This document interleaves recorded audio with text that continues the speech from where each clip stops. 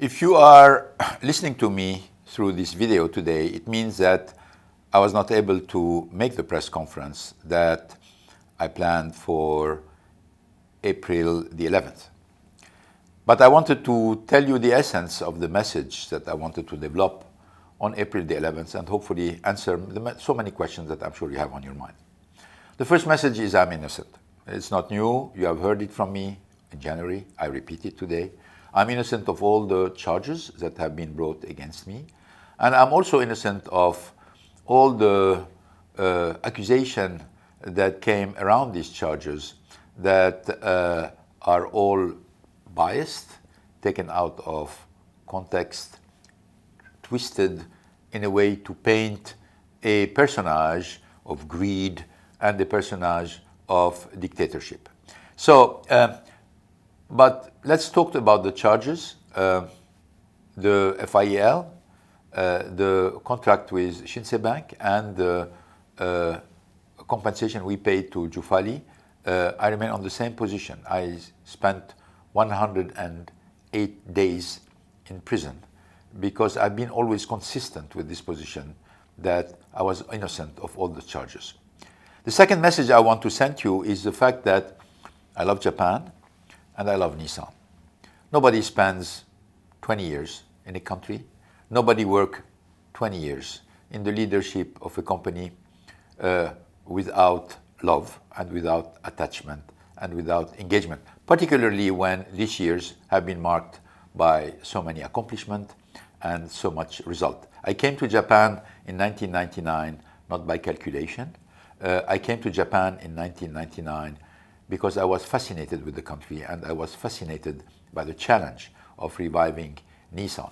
And you know very well that I committed since the beginning all my career to the success of the Nissan Revival Plan. And thanks to the hard work of the hundreds of thousands people working in Nissan, and particularly the Japanese people working in Nissan, we have been successful. So my love for Japan and my love for Nissan is untainted today. After all the ordeal I've been through, I want you to know that. I want you to be convinced of that. We've done many things in Nissan I'm proud of. We have also contributed to the economy of Japan, to the development of the management in Japan. All of these things will remain as great memories and great achievement that I'm sure after all the last months, in a certain way, people will look at them with more fairness and more objectivity. The third point I want to tell you that this is a conspiracy. This is not about specific events. This is not about, again, greed. This is not about dictatorship. This is about a plot. This is about conspiracies. This is about backstabbing. That's what we're talking about. And why? So you can say, why this happened? Why it happened? Because there was first a fear that the next step of the alliance in terms of convergence and in terms of moving toward a merger would in a certain way threaten some people or eventually threaten the autonomy of Nissan, which, by the way, has never been threatened for the last 19 years when the alliance was created. I've been the fiercest defender of the autonomy of Nissan, and I made it very clear that no matter what are the steps in the future, this would continue. But this autonomy must be based on performance. Nobody gets autonomy for the sake of autonomy. People get autonomy because they can be more performant with autonomy, and that was where the fear came. Because the performance of Nissan is not good. It has degraded a lot. 3 profit warnings in a couple of years, many scandals. Not the fact that bad things happen at the level of the company, but the fact that when you react to the bad things happening in your company, you must be trusted. And in this case, in many cases, it could not be trusted because the company said problems were fixed where they were not fixed. This is where we had a problem with the actual management of the company. So these people are known. That means we're not talking about, I have a lot of respect for Nissan employees. I'm talking here about a few executives who obviously for their own interest and for their own selfish fears are creating a lot of value destruction.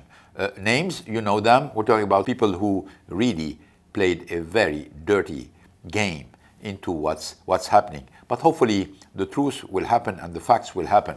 But at the end of the day, during all this period, I suffered not only because of my case, but who was taking care of Nissan, who was taking care of the brand, who was defending corporate value, who was defending the shareholder interest. When you look at the decline of the share, when you look at the absolutely mediocre performance of the company, where people are proud to say we're not going to do this, we're not going to do that, but at the same time they don't tell you what we're going to do, what is the vision for the future, what is the vision to enhance the performance of Nissan, what's the vision to enhance the alliance into the future. This becomes very sad, and obviously for somebody like me it's sickening. For somebody who has dedicated 19, 20 years to do the contrary, which is create the corporate value, enhance the brand, seeing the laxism and the lack of attention is really very difficult to take. I'm worried.